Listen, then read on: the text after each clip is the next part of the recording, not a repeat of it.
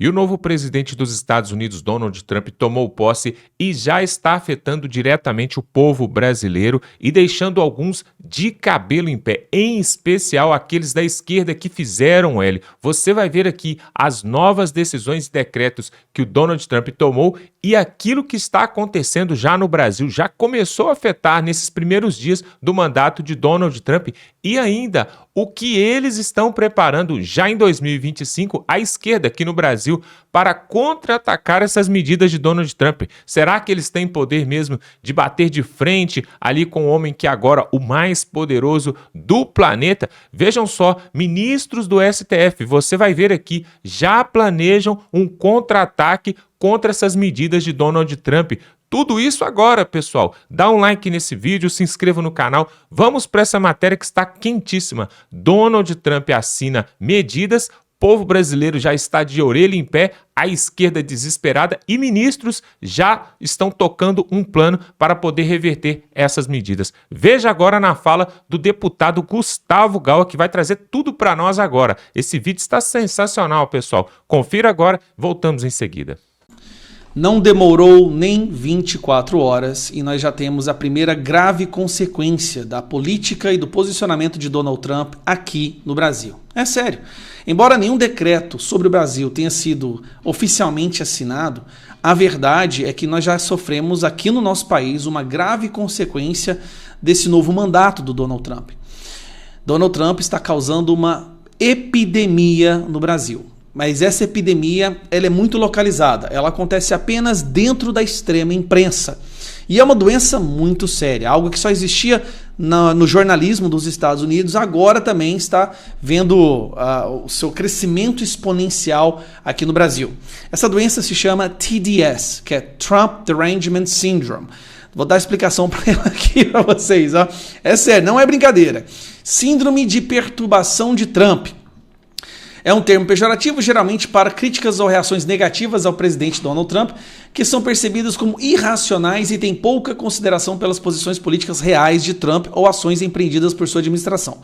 O termo tem sido usado principalmente por apoiadores de Trump para desacreditar as críticas a ele, como uma forma de reformular a discussão, sugerindo que seus oponentes são incapazes de perceber o mundo com precisão. Alguns jornalistas têm usado o termo para pedir moderação ao julgar as declarações de ação de Trump. Apesar do uso de termos síndrome sugerir uma condição médica, esse não é um diagnóstico médico oficial.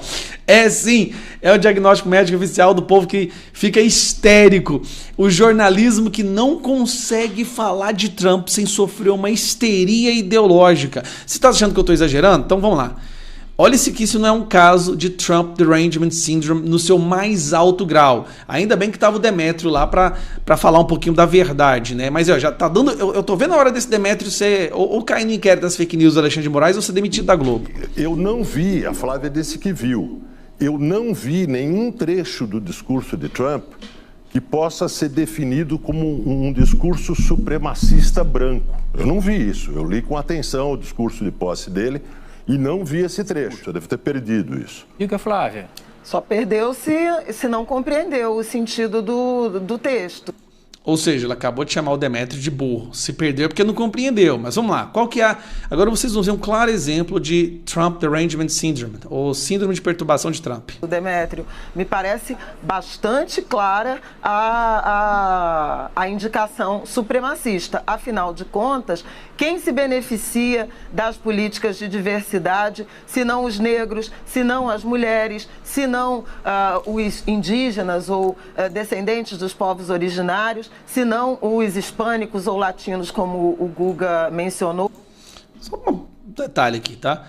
Trump colocou um número recorde de mulheres no governo, na administração, e a maioria dos latinos votaram no Trump. Só para ficar bem claro aqui, tá? Se não, por exemplo, homens e mulheres... E dentre os candidatos republicanos, né, Trump foi o que mais recebeu voto da população negra. Trans. Obviamente, ela beneficia um grupo, e é o grupo que Donald Trump, historicamente, representa e adula. Engraçado, foram os pobres que votaram no Trump, você sabe disso? Os ricos votaram na Kamala Harris, os pobres votaram no Trump. Inclusive ganhou o voto das mulheres. Dos homens brancos héteros. Pode falar, Demétrio. Aí eu discordo completamente de você, Flávia, porque a conclusão disso que você falou é que qualquer liderança política que seja contra políticas identitárias será um supremacista branco. É complicado isso. Olha só, cara, um pouco de sanidade ali dentro da Globo. O Demétrio, eu tô começando a gostar desse cara. Não tem sobrado muita gente mesmo, Demétrio. Essa é a realidade. Ou seja, para essa jornalista, toda e qualquer pessoa que discorda da visão de mundo dela é um supremacista branco. A onda conservadora, com toques de neonazismo, neofascismo, ela se sedimenta. Você, um analista internacional, sabe disso, dos pensamentos supremacistas. Diga, Demétrio. Eu só pedi para vocês dois falarem e depois eu vi a Carol. Eu me referia ao discurso. Que existem grupos supremacistas nos Estados Unidos e que eles adoram Donald Trump, isso é coisa que nós sabemos no primeiro mandato inteiro. Só um detalhe. O KKK, Ku Klux Klan, foi criado pelo partido de esquerda americano, tá? Só para ficar bem claro, a esquerda americana foi contra o fim da escravidão, o partido dos democratas. Te falaram isso na sua escola? Tenho certeza que não, pode pesquisar. Estou falando do discurso. Por favor, Flávia. Continuo dizendo que sim, eu mantenho minha posição. Eu acho que a interpretação é permitida e foi a interpretação que fiz, que difere da do Demétrio, sem problema nenhum, mas eu discordo. Cara, nós estamos vendo uma situação aqui, e não é só ela, eu tô acompanhado aqui, a Daniela Lima, aí tem aqueles jornalistazinhos de uma figa falando, aqui, olha isso aqui é um claro caso de Trump Derangement Syndrome, olha isso aqui. Colocou a mão sobre o peito, esticou o braço com a palma da mão para baixo, tá? E esse é um aceno semelhante à saudação de Adolf Hitler. Olha que loucura, gente. Olha, na Globo também. Isso aqui já foi desmentido em todas as fontes do mundo, e até jornalista de esquerda que tem o mínimo de senso está desmentindo. O que ele estava falando, eu dou meu coração para vocês, eu dou meu coração para vocês. Nessa fala, eu dou meu coração para vocês, ele estava gesticulando o fato de dar o coração para o povo, como uma amostra de gratidão. E olha o que o jornalismo da Globo fala. Gente, isso aqui é o cúmulo. Musk repetiu o gesto com o braço um pouco mais baixo. Disse que o coração dele está com a plateia e que, graças a eles, o futuro da civilização estava garantido.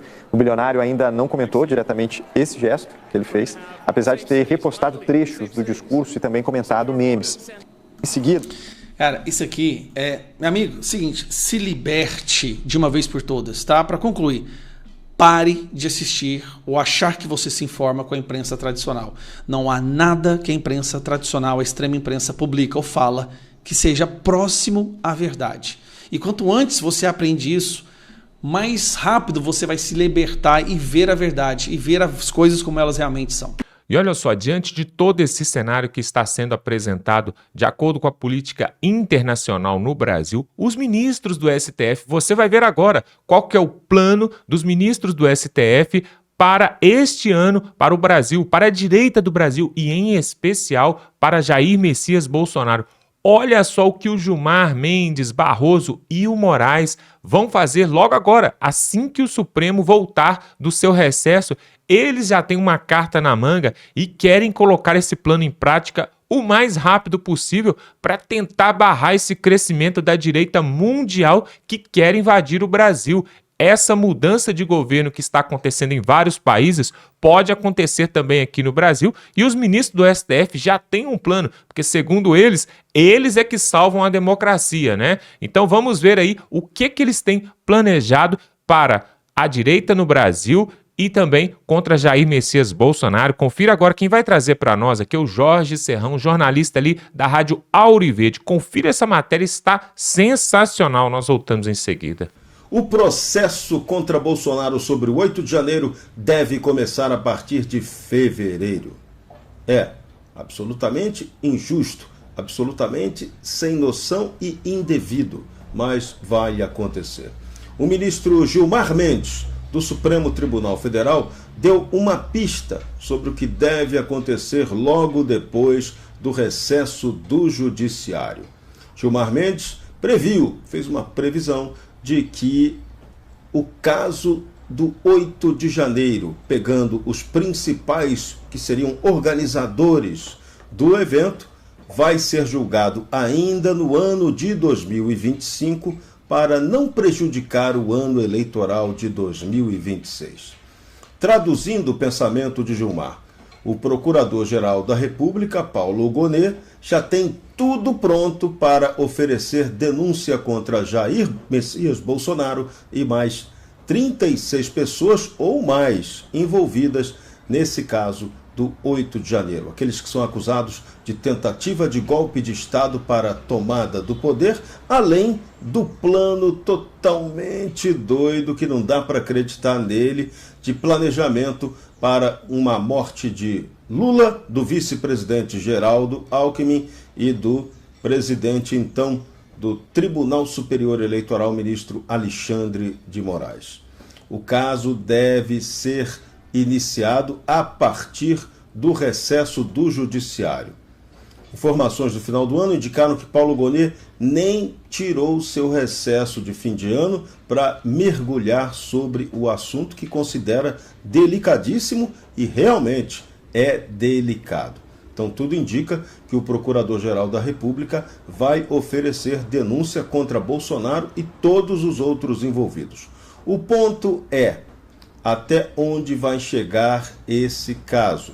O julgamento dele vai ser rápido, vai ser algo sumário, vai ser algo que tem condição de acontecer ainda e somente no ano de 2025, para não ultrapassar o ano eleitoral de 2026? Qual vai ser a repercussão política interna e externa desse caso?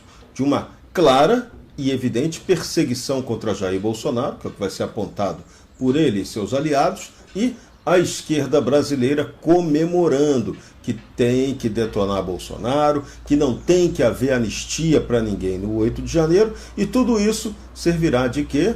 Como algo para desviar a atenção sobre o fracasso do governo de Luiz Inácio Lula da Silva. Esse é o ponto. Do ponto de vista externo, até que ponto as mudanças nos Estados Unidos da América com a posse de Donald Trump podem influenciar nessa provável denúncia contra Jair Bolsonaro, na sua previsível condenação, porque o sistema de poder no Brasil já decidiu que Jair Bolsonaro não pode ser candidato à presidência da República em 2026. Só faltou combinar com o principal nessa história toda, o principal interessado, que é o eleitorado. O eleitorado não quer saber disso. O eleitorado quer ter Bolsonaro, sim, na corrida presidencial de 2026. Tanto que Bolsonaro, o próprio Bolsonaro, deixa claro que ele é candidato e que não adianta inventar outras candidaturas que possam substituí-lo, porque ele acredita que terá a condição de disputar a próxima eleição. Inclusive, ele não leva nem em conta esse processo aí sobre o 8 de janeiro.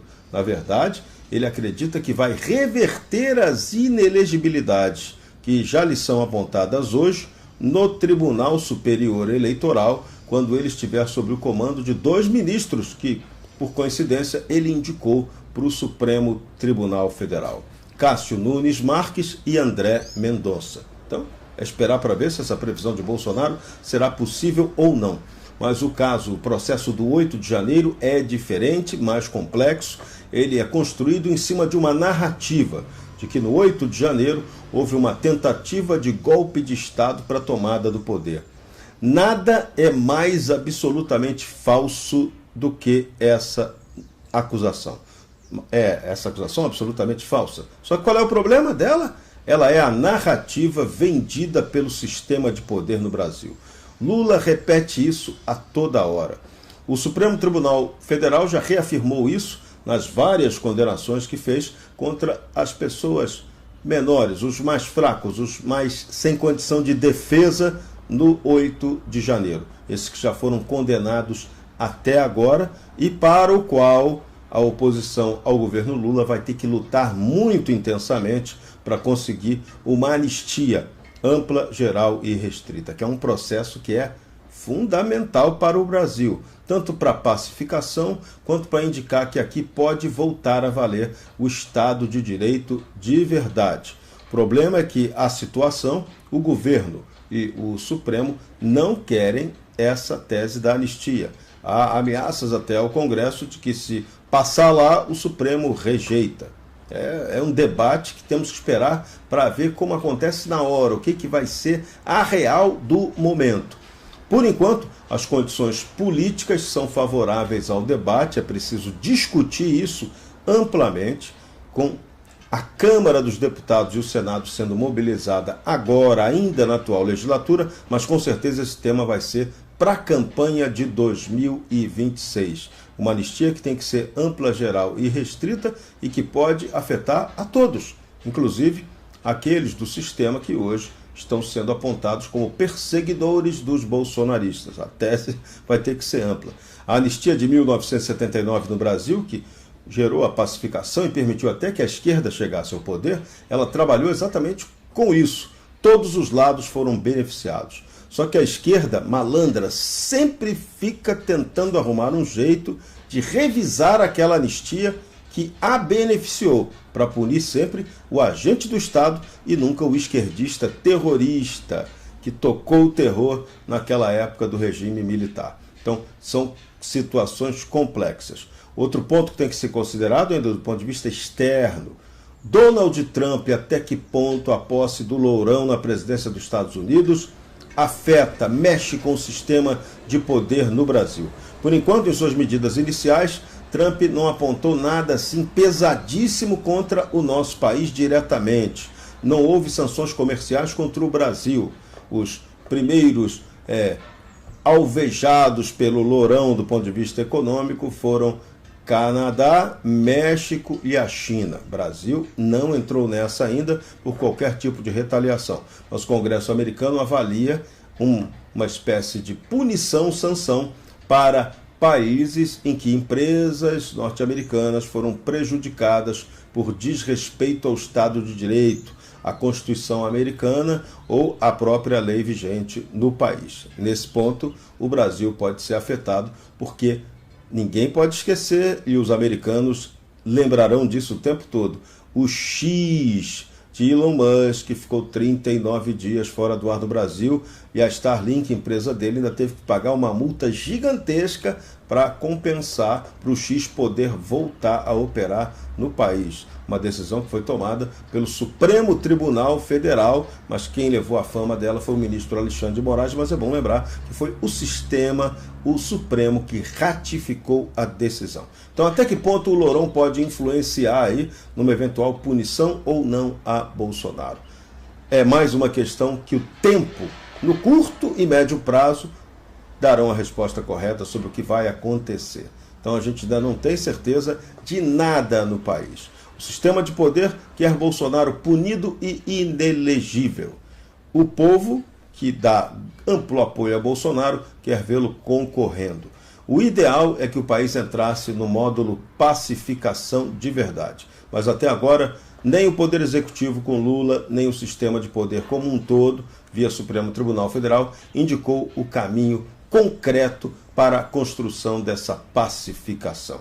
Por enquanto, a pacificação é na base da pancada, da punição, da condenação ao bolsonarismo e da direita brasileira. Isso não é um processo político ideal. Vamos ver se a mudança na América acaba afetando a turma da bolha por aqui. É o tempo que vai dizer, o tempo é sempre o senhor da razão. Pois é, Brasil, diante de tudo isso, especulações estrangeiras, Donald Trump fazendo essa política protecionista, ameaçando até mesmo aí, né, taxar produtos do Brasil, do Canadá, do México, de países vizinhos que fazem acordos comerciais ali com os Estados Unidos. Isso tudo vai afetar a economia brasileira. E aí agora nós vemos ministros do STF já estão com plano ali, juntamente com a PGR, com o Paulo Gonet, que é o líder ali da PGR, para poder incriminar Jair Messias Bolsonaro já nos primeiros meses desse ano. Tudo isso para quê? Porque ano que vem é ano de eleições presidenciais no Brasil e eles não querem deixar de forma nenhuma a direita forte no Brasil. E para isso vão, claro, querer condenar Jair Messias Bolsonaro. Será que eles vão tentar prender Bolsonaro já em 2025? Aí talvez tentando, né, reter a direita para que 2026 Lula possa se perpetuar no poder ou até mesmo passar o bastão para Haddad, Boulos ou outro mais. O que pode acontecer? Coloca aqui nos comentários, eu quero saber da sua opinião. Será que realmente eles vão conseguir condenar Jair Messias Bolsonaro? Porque o que aconteceu no 8 de janeiro não teve nada a ver com Bolsonaro, tem a ver justamente com a insatisfação do povo brasileiro que está até hoje. O povo brasileiro está insatisfeito com este desgoverno que nós temos hoje, que só taxa cada dia mais, e ali no 8 de janeiro houve, na verdade, um golpe contra o povo brasileiro. Nós temos certeza, pessoal, que houve infiltrados ali que facilitaram a entrada nos prédios públicos, né? E começaram aquela depredação e logo em seguida vieram os outros que estavam ali na porta dos quartéis, na Praça dos Três Poderes, e aí invadiram os prédios.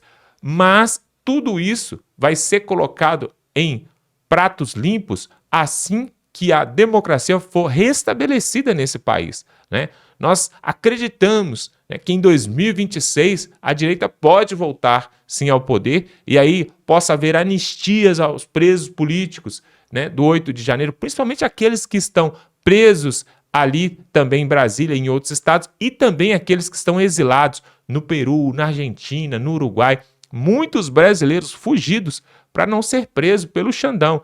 E aí, pessoal, o que nós esperamos é que seja feita essa anistia, seja colocado em pratos limpos e os culpados, os reais culpados daquele dia 8 de janeiro sejam punidos, hein? E aí nós podemos ter surpresa. Se houver uma investigação a fundo, pode chegar até integrantes da esquerda tentando colocar fogo no parquinho. A verdade, pessoal, é que a sentença já está dada. Nós já sabemos que esse julgamento ali, onde vai participar o ministro Gilmar Mendes, onde vai participar Moraes, Barroso e até os indicados ali de Bolsonaro também, nós já sabemos que a sentença já foi dada. Nós já sabemos que o Paulo Gonet da PGR já tem também os documentos, as provas ali que eles criaram contra Jair Bolsonaro e querem incriminá-lo. O alvo principal é Bolsonaro, é prendê-lo para enfraquecer a direita. Tudo isso é o que eles querem fazer, justamente porque estamos na véspera de um ano eleitoral aqui no Brasil, que será importantíssimo. Agora, não perdem por esperar aqueles que acham que Donald Trump, Elon Musk e agora até mesmo Zuckerberg não vão fazer nada contra a censura, contra a liberdade de expressão, contra a arbitrariedade de alguns juízes aqui no Brasil. Este ano, pessoal, vai ser um ano mesmo tenso na política internacional e aqui no Brasil, com certeza, ministros do STF vão querer colocar para julgar o quanto antes aquele tal, né, aquela tal PEC ali, aquela tal lei ali sobre regulamentação das mídias sociais, das redes sociais. Eu acredito que eles estão só aguardando voltar aí esse recesso, né, esse recesso do Congresso e trocar também a presidência do Senado e da Câmara, porque vai ser trocado e vão colocar alguém do Centrão ali e vão colocar alguém que é coliado ao sistema. Isso aí já tá praticamente certo, pessoal. Deve voltar o Alcolumbre, né, para o Senado e para a Câmara dos Deputados ali, sabe-se lá quem vai. E aí, pessoal, vão colocar em pauta sim. Inclusive, alguns dos ministros já sinalizaram isso, que é uma pauta urgentíssima. O Barroso colocou isso lá e estava lá em Davos, né, no Congresso ali, em Davos, ele falou sobre isso, que é urgentíssimo a pauta da regulamentação das redes sociais. Eles vão colocar isso nos próximos meses, pessoal. E o povo brasileiro não pode deixar isso acontecer, porque será uma grande censura à liberdade de expressão. E por que não voltar às ruas? Por que não aproveitar esse movimento que temos agora, principalmente com o Nicolas, né, que está tomando a frente aí da direita? Se Bolsonaro está de pés e mãos atadas, temos outros atores políticos aí na direita que pode puxar a fila. E temos que voltar às ruas, sim, em todas as capitais no Brasil, ali na Avenida Paulista principalmente, em Brasília. O povo não pode ficar com medo de ser preso, de ser censurado, porque senão, vamos virar uma Venezuela e aí vai acontecer o que aconteceu ali, ó. Tá lá o Maduro, perdeu a eleição, foi roubado, aconteceu tudo o que aconteceu e ficou por isso mesmo, o Maduro continua como presidente. Será que nós queremos que isso aconteça aqui também no Brasil? É claro que não. Olha só, se você gosta desse tipo de conteúdo, eu quero te convidar para se inscrever aqui no canal. Tem um botão aqui embaixo escrito inscrever-se. Você se inscreve, é totalmente gratuito. E por que nós fazemos esse pedido? Quando você se inscreve no canal, o YouTube vai te dar uma prioridade nos nossos vídeos, nos nossos conteúdos que nós vamos mandar hoje, amanhã, depois da manhã, uma sequência de vídeos mostrando realmente a realidade do que está acontecendo aqui no Brasil. E mais, não é só isso. Quando você se inscreve no nosso canal, que é conservador, que é de direita, que defende princípios da família, patriotas, o YouTube entende que você gosta desse tipo de conteúdo e vai te recomendar outros canais parecidos com o nosso. Então, se você quer ficar bem informado, se inscreva agora aqui, tá o botão aí, você se inscreve. E ainda te peço, pega o link desse vídeo, clica aqui em compartilhar, manda para a família, no WhatsApp, no grupo do Facebook, aonde você puder. Sabe para quê? Para que as pessoas possam despertar, né, do sono profundo que esse país vive e realmente entender a importância e a gravidade do momento que estamos vivendo, tá bom? Vamos ficando por aqui e até a próxima.